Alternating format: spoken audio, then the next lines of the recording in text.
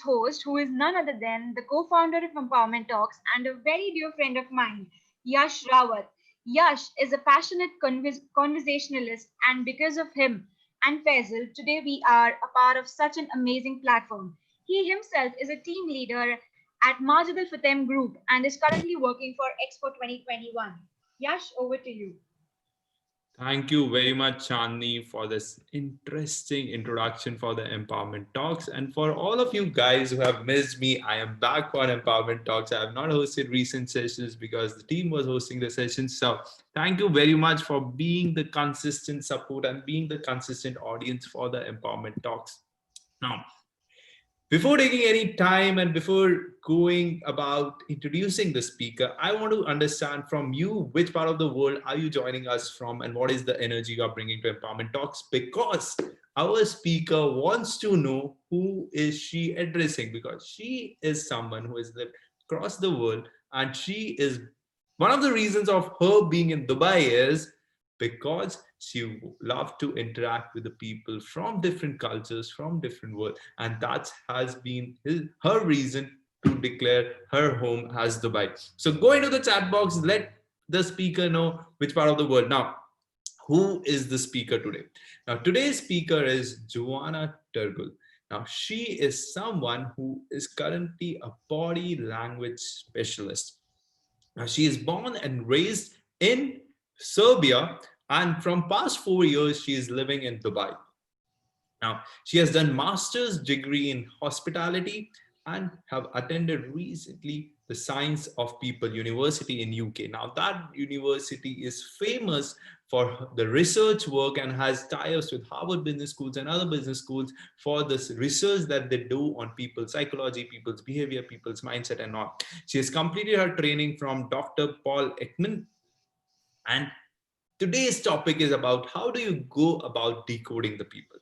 Now, being my personal journey itself, like you met a lot of people in your life, and not all are good, not all are bad. How do you understand people's behavior? Because the behavior guides so much about what they do and what they not do. So I'm going to go into the conversation with Jovana, and we'll go into the peculiarities of how she decodes people. So over to you, Jovana, for a wonderful session. I will be there all throughout the session if you need any help. Over to you. Thank you very much. Thank you for a beautiful introduction. And I want to greet everybody. Hello, my name is Jovana. I'm a body language specialist. And through this session, I hope you will learn how to use your nonverbal communication in any area in your life. As Yash already said, we are from all different parts of the world here in Dubai, and it's beautiful how we can meet different cultures. But what I want to make you closer, when you finish your school, in your childhood, nobody tell you how to make a grand entrance, how to say hello, where to look people, how to look people in the eye. Usually we put our verbal aspect in the school. It was your math, your language, but it was not relevant to your success.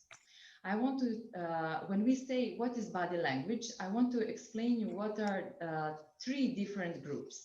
This is our body posture, how much space we claim. This is our facial expression and how we sound.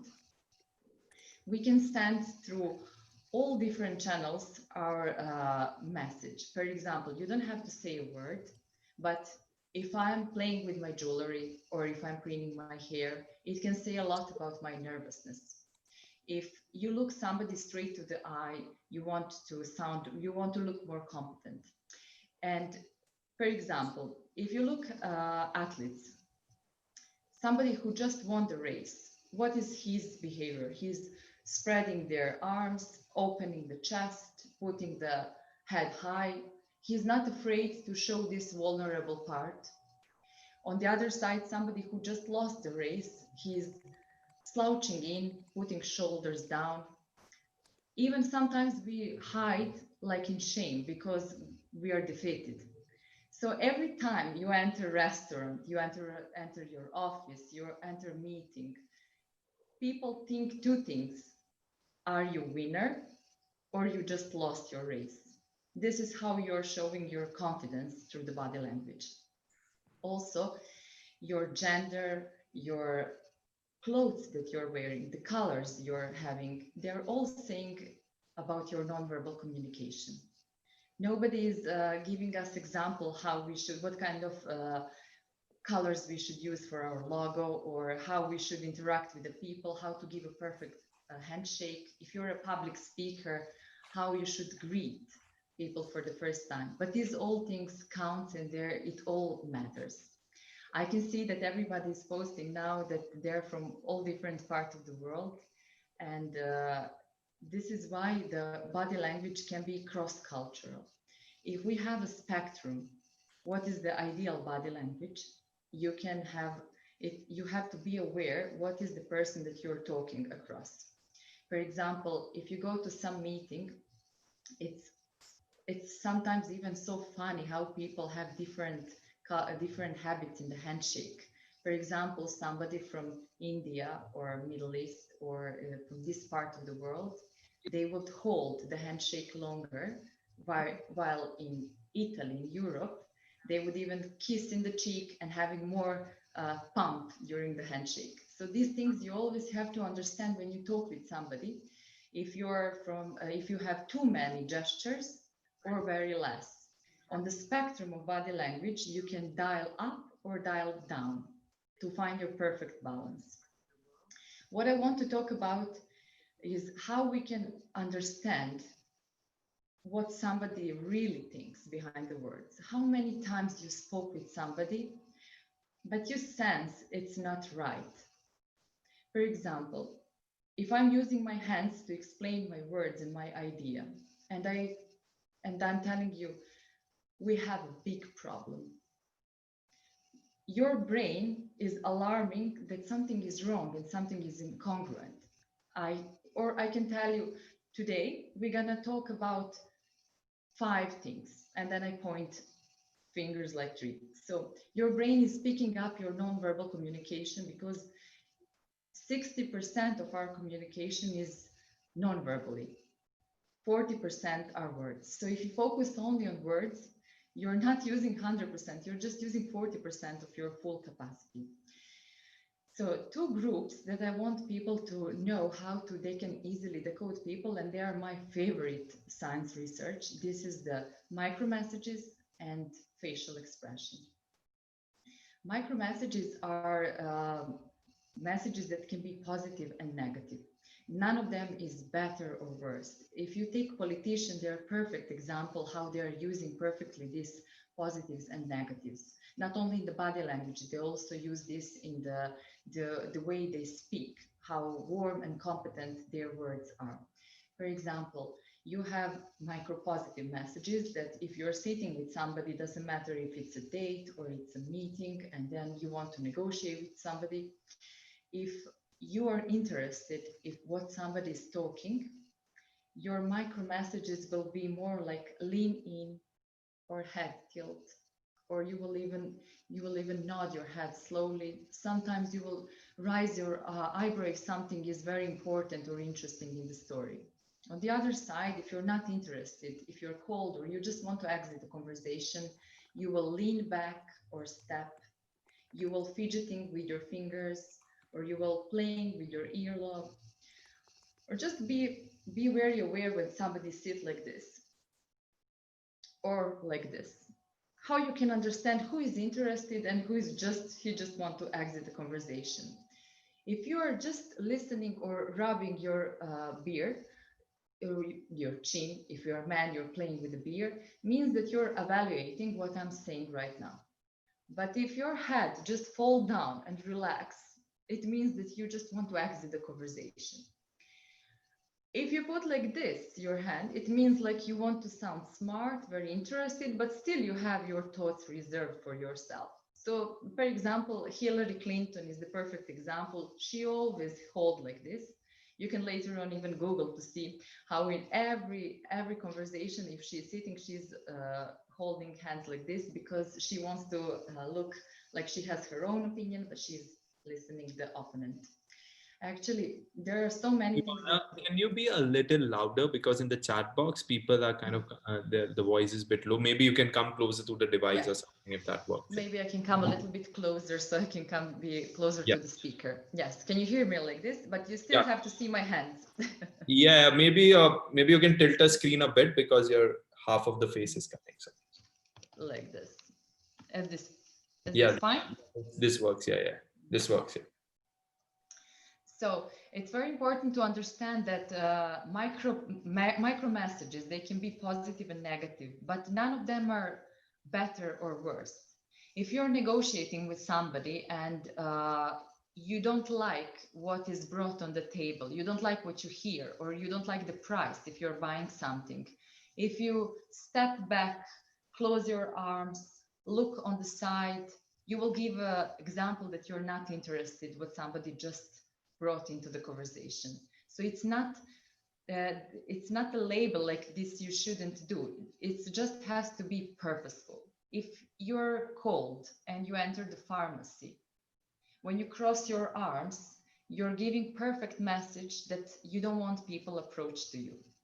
So in the internet, in the dictionary, they're giving this crossing arms as a negative body language, but it's not negative. It's just all our body communicate purposeful. What I want to tell you is that politicians usually, when they don't like the opponent, they're using the micro negatives. Just without spoken word, they just give example. For example, if I'm talking this and I said, while the opposite side, and they don't want even to look in the opposite side, they're even putting the hands like this because they don't have to say anything bad, but you can see as per body language that they don't have a positive opinion about them. The other thing is, I hope that everybody can hear me now very well. Please let me know. Yeah, Shall I so be for more the louder? people who can't hear Jovana, just go and connect with your audio in your device because I think that's a particular device problem because all of us can hear it. Go ahead, Jovana. Apologies. And the second group is the facial expression. This is one of the most thank you very much. I can hear good feedback. I'm loud and clear. The second part is the facial expression. Yash already told in introduction that we did a training from Dr. Paul Ekman. He's the pioneer in the micro expression, in the facial expression. He went to the tribe of Papua New Guinea, and he wanted to find out, does all people around the world have the same facial expression for different emotions? He asked them and give them certain emotions to the people from the tribe that they never saw outsider, they never saw television, internet. He gave them some example of situation, what happened. Are they going to show sadness or happiness or fear in the same way? And with the help of translator, he found out that one thing was very clear. All the people around the world in this earth show 7 universal facial expressions for 7 universal emotions. And they are sadness, happiness, fear, surprise, anger, contempt, and disgust. We usually, even in the... repeat for the audience because I want this particular takeaway to be taken by audience. One of them was sadness, happiness, fear, surprise, and anger, disgust. Yep. Do you have 7? Sadness, happiness, fear, surprise, anger, disgust, content. And contempt. Yep. Thank you, Nilesh. Yeah. It's very important to know these basics because we can mix these emotions in our face. Depends. If I'm happy talking to you, but if something is bothering me, I will mix a little bit of fear or sadness with the happiness. But they're the basic because even in the less than a second, no matter how much we want to convey other facial expression, it will leak. I will give you an example. We know all how the anger facial expression looks like. So I'm putting these lines here. I'm squinting my eyes like suspicious. I'm tightening my jaw. This is very anger facial expression. But let's be realistic. I will never show you this facial expression if I'm angry on you. I will try to subtle it. So I will not show all the cues. And for example, I will just clench my fist, my jaw, and then I will pull it a little bit up. So all other parts are natural, but I'm pointing in one part of my face what I'm actually feeling. In the bar, when two men are about to fight, what they're doing, they're showing the chin like this. Even the face are natural, they're showing the face.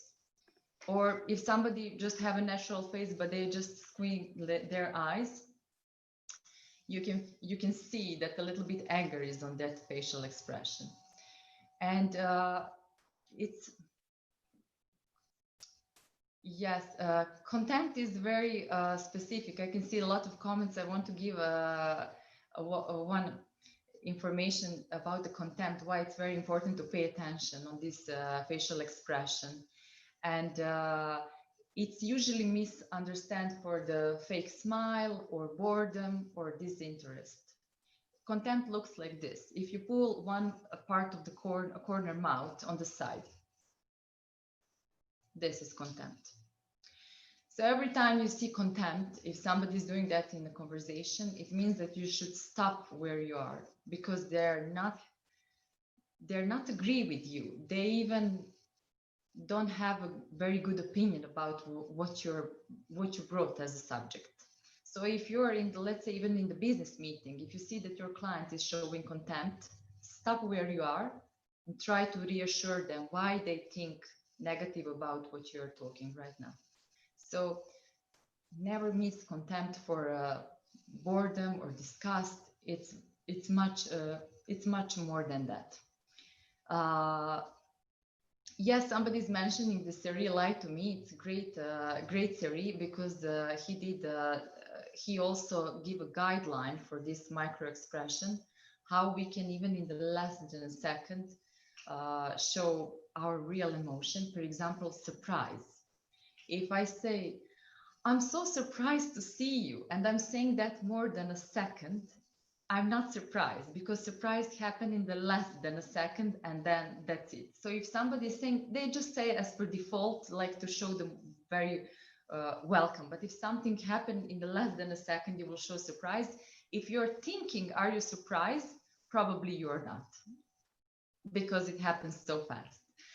And this is why it's important to know how to understand people emotion on the facial expression, because together with the micro messages, because there are so many situations where people can see that there is incongruence.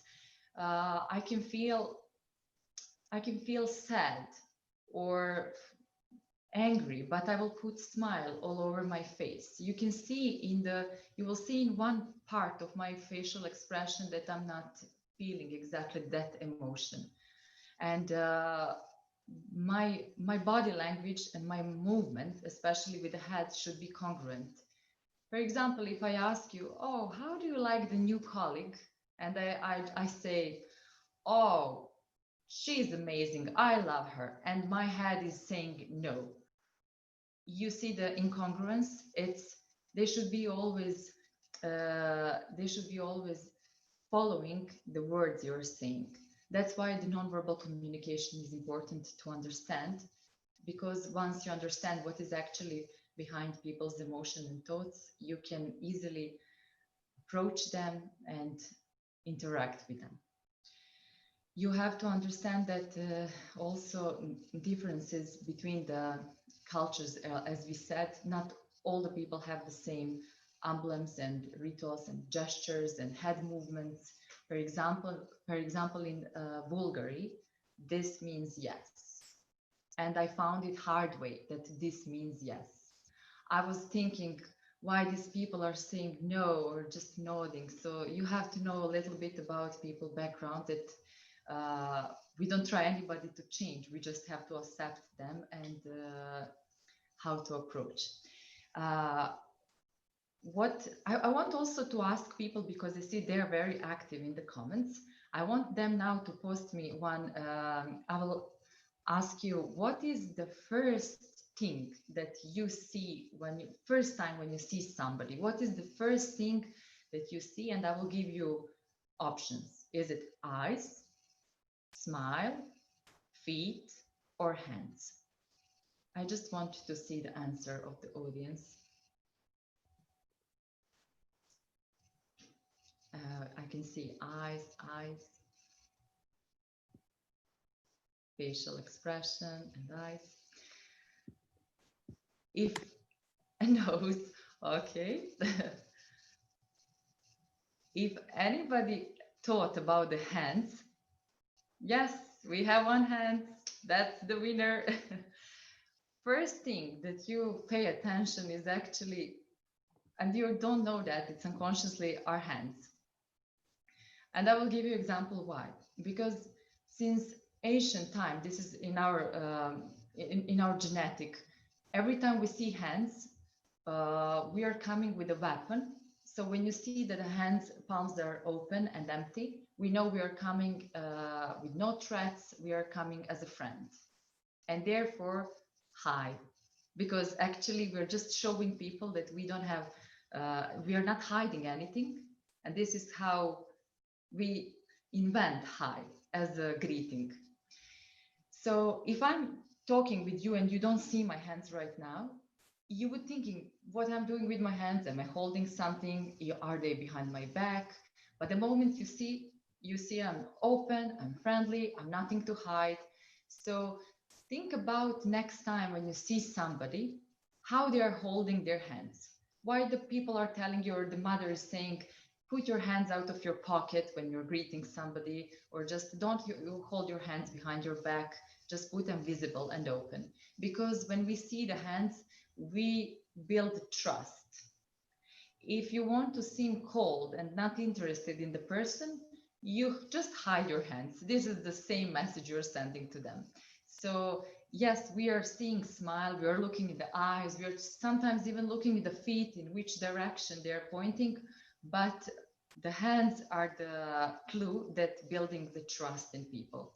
So if you see the TED Talks or any other public speaking, you will see that your favorite YouTuber and the favorite speakers, they're using double more gestures than the one who doesn't have that much views. Because in Science of People School, we did a research why some TED Talks stand out more than the other ones. Some of them has million views and some of them just way less, 10 times less. So they did the research. Is it the gender? Is it the clothes they were wearing, color, smile, eye contact, walking on the stage, or hands? And one thing was clear. The most viewed speakers use 465 hand gestures. The least viewed speakers, they use 272. It's double less. So next time when you want to emphasize your ideas, when you want to express your words, just use your hands, but not in the way like to look more chaotic or like a jazzy hands. Use them purposeful. Purposeful means that they shouldn't be higher than this level, and not coming into your comfort zone of like imaginary box until your hips and shoulders. This is the like imaginary box that you should keep your hands visible and open, because too much is too aggressive, too less is very cold and disinteresting. So think about that next time. Yes, so this is like a huge topic, but what I wanted to talk more about the body language is how to, I will dig a little bit to the personality. It's because not only as a body language specialist, we also have this extra additional bonus level that we finish personality test for different kind of personality people and how it affects their body language. All the people in this planet, we have same traits. It's just that means that we both have openness. Just depends, are you more open than me or less? Let's imagine this is a spectrum, and you have introverts and extroverts. So we all have these extroversion traits, but depends where you fall down in this spectrum. Are you high or low open? Are you high conscientiousness or low conscientiousness? Are you high neurotic or low neurotic? I want to talk about, let's say, neurotic people, because they don't like to have this label, but it's actually very good to have them on your team, because high neurotic people are thinking about all the worries in this planet, what possibly can go wrong. And when you tell them, don't worry, this is the worst thing you can tell them, because all they do is worry even more. And but when you have them on your team, high neurotic people will always make sure that go to every possible scenario, what can go wrong. And therefore, they will make sure that that not happened. On the other side, when you have low neurotic people, they're like, they don't even know what is the worry, how to worry. They don't know that. If you ask them how you worry, they're like, worry, what is it? When the crisis happened, they're your rock, they're the leaders. So you need to know what kind of personality people are, because we know that extrovert people will be the one who claim the most space, who are the most lousy people in the room, who is approaching very easily to other people. On the other side, you have introverts where they don't like too much people time. They like to be alone. They like to be prepared for any social event or social gathering. And then let's say, I want to apply this in the business environment, because when you have friends or family, you're choosing that people to be part of your life. But in working environment, it's very hard to choose these people, because you cannot choose people that you are working with. So, for example, if you're introvert, and you want to you want to talk about some new project or new idea, you prefer to send them an email rather than talk face to face, to prepare them for the time coming.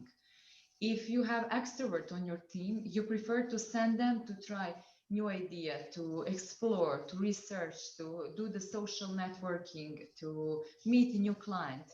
So you have to understand a little bit with body language what kind of personality we are.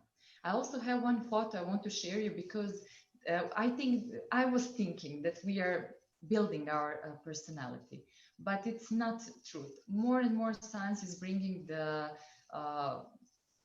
research is bringing more scientifically proof that we have our personality as a genetic. And I want to show you how the computer did all the characteristic of introvert in one face and all characteristic of extrovert in one face. Can you see the difference now on the screen, how we can guess who is open and who is less open person just by the first look at them?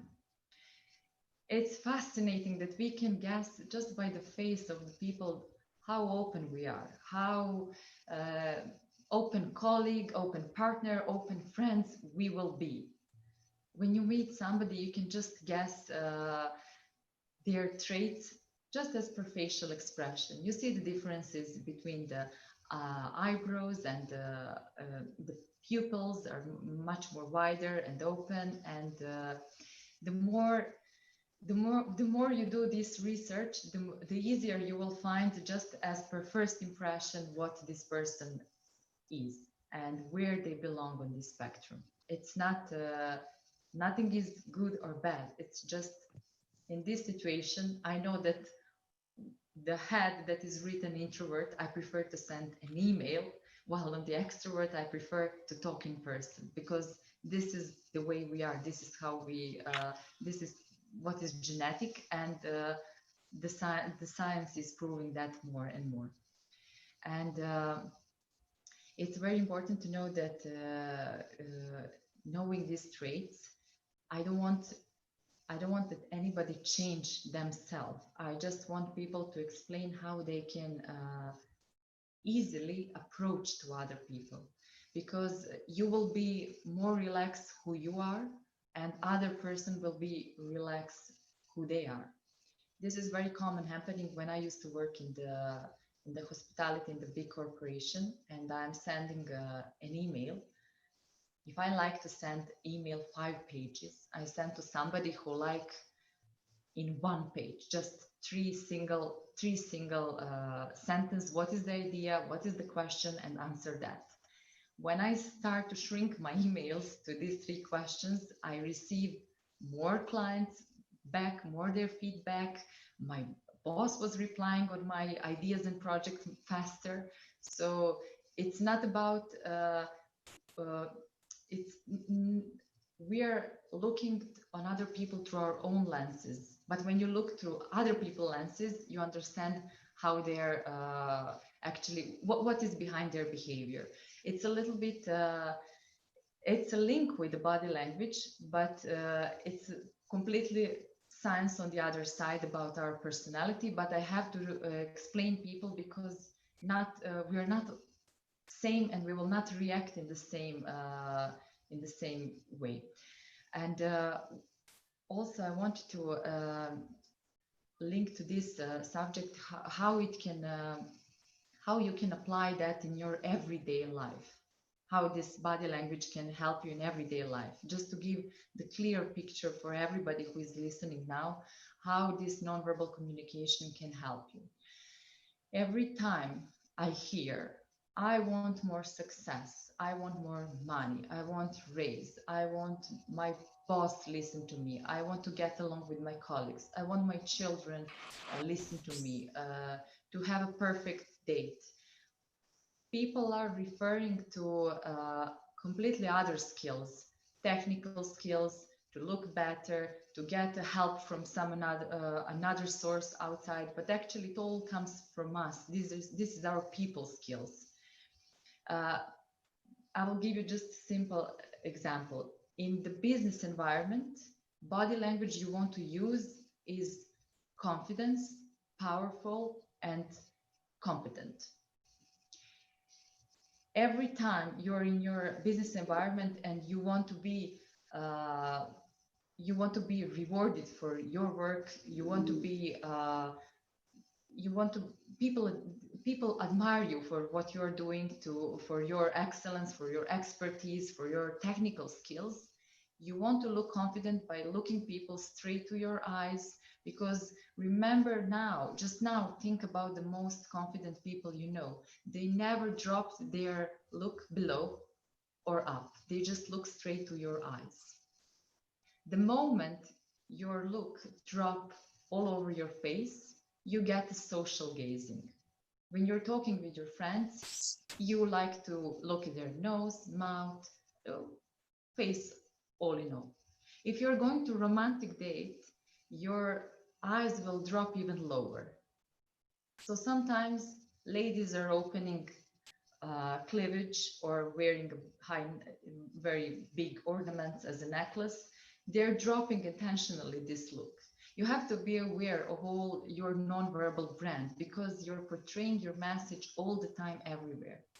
I can see that how many times men, when they're talking together, man with a man, they don't like to talk shoulders facing to shoulders. They like always one shoulder out of the conversation because it's more casual. They leave the space for somebody to join the conversation. It's more casual. Or if they're sitting on the couch watching the game, they like to chat. But women, they like to talk straight, face to face. And then what happened? I hear from many women, but he doesn't listen to me, because they feel very like interrogating when you're putting the shoulders straight to them, because women, we like to put shoulders straight to the shoulders. On the other side, you have teenagers. Many people have children who are teenagers, and yes, I can see the feedback. And a lot of when you're talking with a teenager, they don't like to go to look straight face to face. The best place to talk with a teenager is in the car, because they're sitting side by side. They can look on the road, they can listen to you, they don't have to make too much eye contact. So it's all, there is nothing like right or wrong. It just depends how you want to approach and what kind of message you want to convey, and to understand better who we are. Because don't forget, when we as a woman, when we were girls, we were taught to look more into the eyes and smile and nod and be gentle. But the boys were taught to win, to be strong, to be more confident. And then when we grown up, we still have these traits in ourselves. And and uh, and this is how we have to understand this approach. So that's why in the business world, women are found more soft, because we were teach more this social gazing, social interaction, more softened. On the other side, men can be very aggressive because they cannot soft this part. And so these are just a little bit difference. I just want to point out how we differ in the way of hand gesture, or even how we are putting our shoulders, or how we look to each other. But there are many more differences. Yeah. So yeah, and there is one section that is just a section by itself. It's very long. We finish also in this school the lie detection. Lie detection is very lie detection is very serious team, because when I teach that separately, because I don't want anybody make a false accusation. But there are 7 steps. There are 7 steps that you can understand if somebody is lying to you, how to become a humanized polygraph. So it's also very important to know, because sometimes when you cannot see somebody, or you can just hear them, or they text you, you have to understand what is behind their words or tonality. Or even if you see face to face, this is the easiest, because you have all the tools. But sometimes what happened, somebody's texting you, can be date, can be client, can be boss, and then you don't understand how genuine this text is, or how they sound. These are the things that I want also to mention, that for example, when you're texting to somebody and say, nice to meet you, this is one of the clues that somebody's probably lying, because in the lie detection, we're taking it as a lie. It doesn't have to be, but it's a red flag, because if you really feel that you're happy seeing somebody, I will say, I'm so happy seeing you. I'm so happy talking to you today. Because when somebody is very honest, they will put their own, like I, we, us. They will not just drop the reference and go with it. On the other side, regarding our tone, it's very important to know that when you cannot see somebody, you can hear emotion. This is very important if you're talking on the phone with somebody. As I mentioned already, the people who are confident, who are in the winner position, they open their shoulders, they are calm, they sound confident, because here this part is open, and your lungs, they are taking too much oxygen, so you can produce the better voice. So when you answer, you can answer hello. It sounds very calm, very soft, very confident, natural. But if I put my shoulders like this, I shrink and I tense like this, and then I'm not taking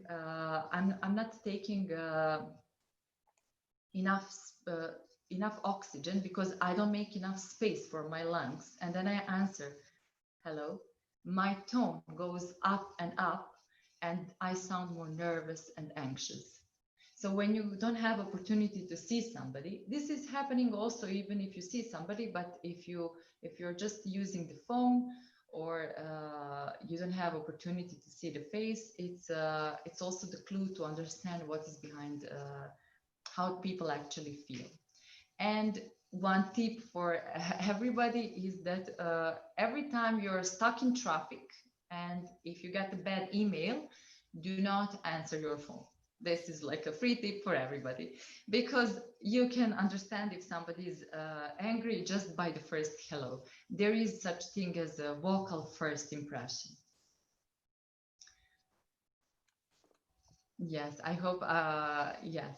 Uh, Sometimes I can see that some people somebody post a comment that yes, we can misjudge the tone and the text, because the first impression is the most accurate impression of the real emotion. So later on you can come up with your mood that you want to be on in that conversation, but the first hello is revealing the actual feeling. So yes. Thank you very much, Jovana, for this wonderful conversation and wonderful insights that you give. One thing I want to confess is that I am so happy talking to you. It's not Thank about you. meeting, it's about being happy talking to you. And the other thing that you pointed out was, what is the first thing that you notice in every? So I couldn't notice your hand, but I did notice your smile, and I compliment you for that. That's like one of like I really like your smile.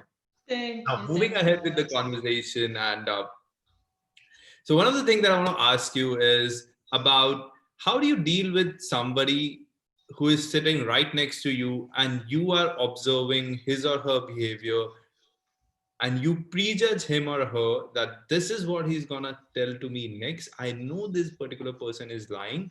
So you go about saying him vocally, I know you are lying because you did that gesture, or I noticed you were lying. And how is a typical conversation for Joanna like? Do you judge somebody? Do you have those prejudgments when you are an expert in this field? Uh, I teach this for good. So I don't judge people. I always try to find the best, and I always try to assume the best. So if I really see that something is incongruent, or that I can see I can spot deception, that somebody is not saying the truth, I will always circle back just to confirm, is it what I'm assuming? And I would ask for further proof, That's a or very good point that you're making. So you have you have found something there, and just to confirm it that whether it's right, you go back to disparage it back to that topic and or to that conversation to find out that whether he was right or whether I was right. because the hardest thing, the liar can think about the exact sequence of what happened. So if you start story from the middle, you can easily, they cannot repeat in the same way. So that's why you have to be a good listener to pick up all these clues, and then you can always go back from the middle or go reverse to find out, or even I ask sometimes for more claim and a proof that I can assume, because I always try to assume the best and confirm the worst if I can see that's very obvious. And minimum 3 red flags, if you see that's obvious, is deception, it's a lie.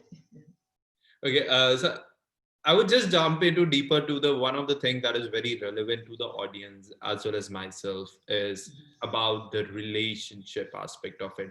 So there are some blood relations you have, and then there are some relations that you kind of get all along in your journey. Like you're gonna meet your spouse, and then you're gonna meet your kids, and all this thing. And how do you go about dealing with these particular things with your partner or with your blood relations? Because those are the relations you can't walk away from. Those are the relations and if you kind of find out that this is not something that he meant, he's just saying it for saying it, but there's something else going in his mind because I've kind of judged it or something like that. So what tip you want to give to those people, and how do you deal with that?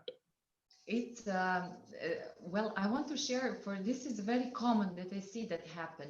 Uh, two different people when they meet. I know that they say opposites is attract. That's obvious. We can stay forever with a partner who is completely opposite than us. But that has to be a little bit, then they have to understand if we are different personality. This is why I mentioned personality. It's very important, because If you meet somebody, for example, people have to decide that before they enter a serious relationship. If you ask somebody, for example, very high open person, if you ask them, where should we go for dinner? They will say, oh, let's try a new place. But very high, very low open person will say, same place, same waiter, same meal. So just with a simple question, you can understand what kind of person But is it this is. about liking that whole restaurant for a reason? Because because Yes, I like that restaurant, I want to go there. yes, and of course, even they can cope, but then they have to understand that their partner has different preferences. This is what I said. You should always look for the things. For example, one day you want to try a new restaurant, but on the other day you will go where your partner wants, on the same place, same meal, same waiter. So the more you understand how people are, we are all different. But if you don't try to change them, this is the secret of the perfect relationship. Because if you are both high open, that's perfect, everything will go with the flow. Every time you will try new places, new adventure.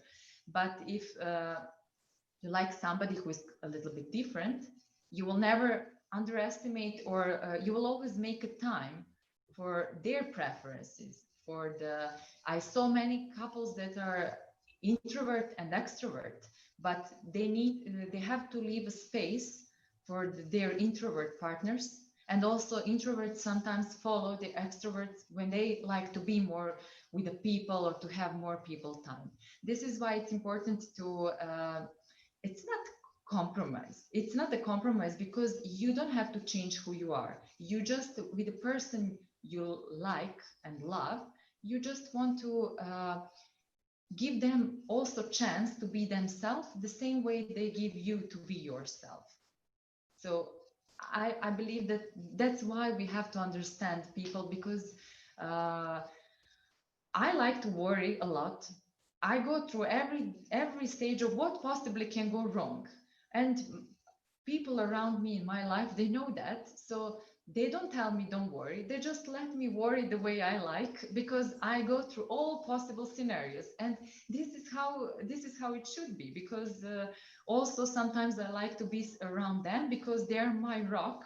They don't worry. They're not warriors. So I feel a little bit positive energy, more calm if I need that. So this is we should always admit to ourselves where we belong on this spectrum, and to respect other people, so we will get that in return. That's a wonderful answer. I would straight away jump into the next question that was about the science of the school of people, or the science of people Yes. certification that you did from UK. Now, what was a typical classroom over there like? Like, you all students are studying. What do you guys actually study there? And what is the normal conversation that happens between you and your classmate over there? Do you observe the things that your teacher is doing and all sort of? I want to take me to that classroom there. What is happening in that classroom? Oh, it's so much fun. It's so interesting. It's a lot of interaction, and the the for me the game changer was that I don't need specific book or specific lecture. I open TV, I put on mute, and then you have to understand what is happening, what is going on Wow. TV. So Wow. this was like a game changer for us. We did a lot of videos about uh, people that I never met in my life. They did a video about their real story and fake story, and I have to understand which one was real, which one was fake. So there was a lot of That's so interesting interesting. things. Like, I would love to be part of it. Like, tell me more about this. Like, how long is it last? Is it a 3 year course, 1 year course, or whatever? Well, I started first time when I sent them you got a certain test, and then this test is you have to pass certain percentage to join them. I think it was almost maybe now 6, 7 years ago, but we never stop learning. Even when I finished my certification, they are keep updating you on new research, because we have to give people the right information. And because our uh, our passion are people. So the more science we have proving in some other nonverbal communication, I love to share with others. I like to teach people. So it takes, yes, it's all the time actually, because everywhere I go, even to the supermarket, I can understand if the cashier has a hard day. So, and then all you can do is just cheer them up if you can. You know, this doesn't cost you. Nice word, nice smile. It doesn't cost you.